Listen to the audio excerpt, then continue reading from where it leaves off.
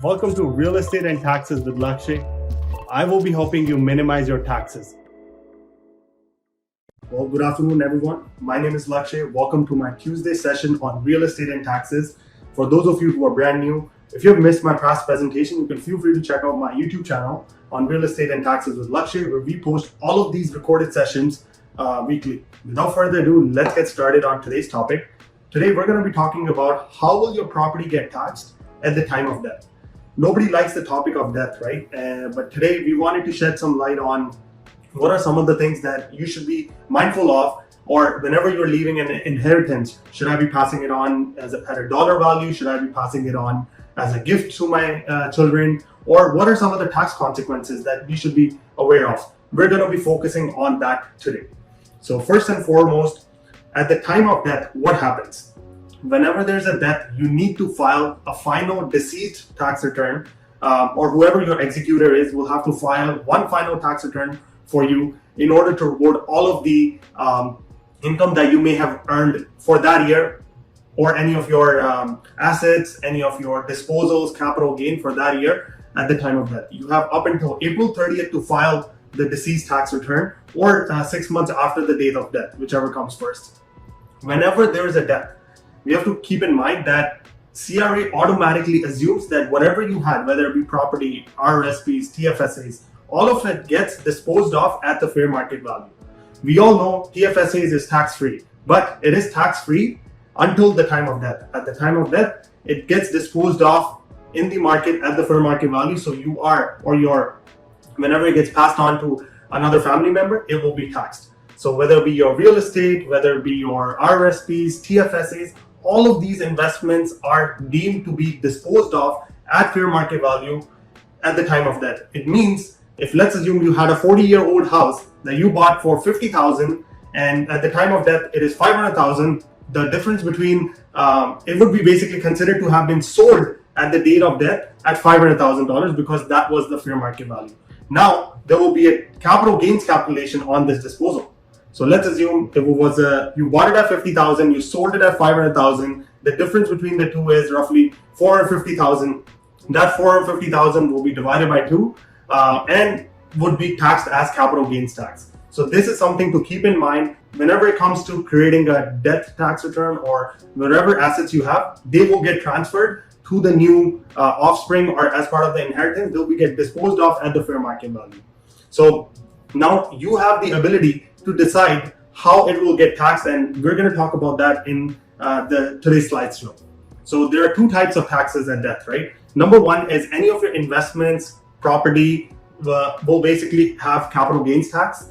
Number 2 is any of the interest or capital gains in the estate would get taxed as part of the estate. So the outstanding return is the current year taxes, and then there's the second layer of taxes, which is basically whatever assets you have. So number 1 is income or capital earned on the last year of life. Number 2 is interest or capital gains throughout your life before they were disposed of. There are 3 main principles that CRA uses in order to identify how much your capital gains will be, how much your tax liability is.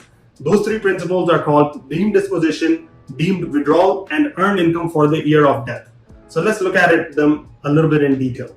A deemed disposition means whenever you have, let's assume a property that you bought when you were young, at the time of death, you would be considered to have sold that property in the market. If you have sold that property in the market, that means there's some capital gains. That is considered to be deemed disposition. So whatever the sale price versus your cost was of purchasing it, you would need to pay taxes on it. In order to avoid, or in order to work cleverly, you would want to set up a trust. There's various types of trust. There's a living trust, there's a death trust, which is the testamentary trust.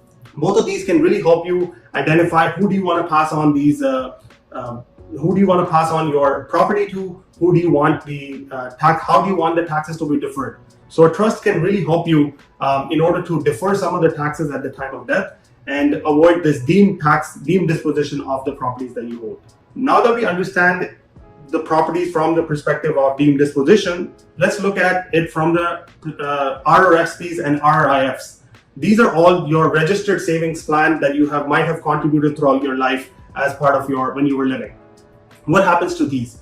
Most of the time, at the time of death, you have two options. Either they will all be fully taxable because they're considered to have been withdrawn, or the second option is you can roll it over to your spouse. If you have a living spouse or a surviving spouse that you can pass it on to, you have the ability to technically defer paying taxes on it. So deemed disposition can be avoided by a trust. Deemed withdrawals can also be avoided by a trust, or you can pass on your registered retirement savings plans to your surviving spouse, which will allow you to defer it until that spouse is passing away. The third principle is income for the year of death. Whatever income you have accrued until the date of death is actually taxable. Whether it be business income, salary, pension income, all of these would be part of your deceased final tax return, and they would get basically recorded as part of your final tax filing. So now you must be wondering, there's so much taxes at the time of death. Is there a way of passing it on, or what are some of the ways of passing it on without creating these big tax consequences? Well, a lot of people think that they can gift it. A lot of people think they can pass it on at $1. And the third option is, you transfer it at fair market value. So let's look at it from the perspective, if you were to gift your property to your children. If you actually gift your property to the children at, let's assume, zero cost, this will create a very negative tax consequences. Why? Because even though you're giving it as a gift at no money, CRA will consider it to be disposed of at fair market value. So let's assume I have a child, I want to pass on my property as a gift. CRA will not think as it was passed on as $0. They're gonna say that you have to report that you have disposed of at a fair market value, which means you would need to now record a capital gains tax. Nobody wants to pay the capital gains tax whenever you are gifting the property. So stay away from this, and I would highly recommend not gift your property to your children. Option number 2, selling it at $1. Similar to the previous example, gifting it at or selling it at $1 does not work well with CRA either. If let's assume you have a property that you bought for $50,000 40 years ago, and now it's worth $200,000. The difference between $200,000 and $50,000 would be $150,000 of capital gains.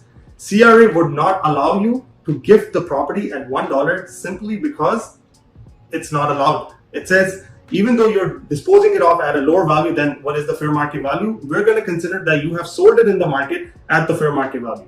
This will create unnecessary capital gain once again for you, and then for your loved one who you're passing it on at $1, it creates a double taxation because now they are recording it at $1 as their purchase price. So whenever they sell it, let's assume they sold it the same day at $200, now their capital gains has become $199,000 when it should have been the case. So again, gifting and selling it at $1 is a big no.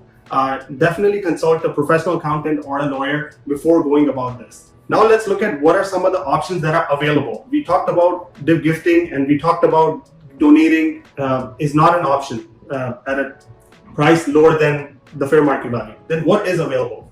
We have a living trust that is available, which can act in a really good manner. So if you have a trust, you can pass on the property, you can do an estate freeze, pass on the property, roll it over to a trust. All of the trust will hold your multi-unit residentials or whatever assets you have, and you can have various beneficiaries to the trust. Trusts are usually highly taxed, so how do you save taxes by rolling it over in a trust? It is by distributing it to the beneficiaries. Every year you can have the trust distribute some form of capital gain, income from rental properties, or any of the things that you want your child to get as part of the trust. And this can really save you a lot of unavoided, tax surprises. So a trust is a great option to look into whenever it comes to minimizing your tax bill at the time of death. In conclusion, what I would want to say is there's no one size fits all answer. You would need to really sit down with your accountant or your lawyer in order to decide what exactly is the best way to pass on your inheritance at the time of death, or how do you, is it a will that you need to do? Is it a testamentary trust, or is it a living trust that you need to create? Those are some of the things that you want to look into. There's also insurance policies that you can actually look into. Let's assume you have an insurance policy for $1 million, which is a death benefit. Insurance policies, even though the premium that you pay to the policy is not tax deductible, but the money that you get as part of insurance proceeds after that is actually tax free. your beneficiaries can actually use the money from your insurance policy to pay off all of the tax bills that are incurring from all of these fair market disposals, or whenever you're at the time of death, there is all of your property is being disposed of and capital gains is coming in. So insurance proceeds can technically be used to pay those off, which was very helpful.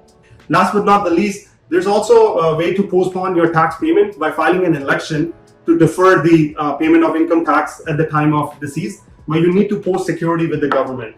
Whenever you do this kind of arrangement, you are deferring taxes, but there is also interest on the outstanding taxes. So it's a double-edged sword. You'd want to look at what are the costs and benefits of postponing those tax bills. That kind of wraps up today's presentation. Once again, thank you again to join my Tuesday session. We're going to be doing another topic next week, so feel free to join that as well.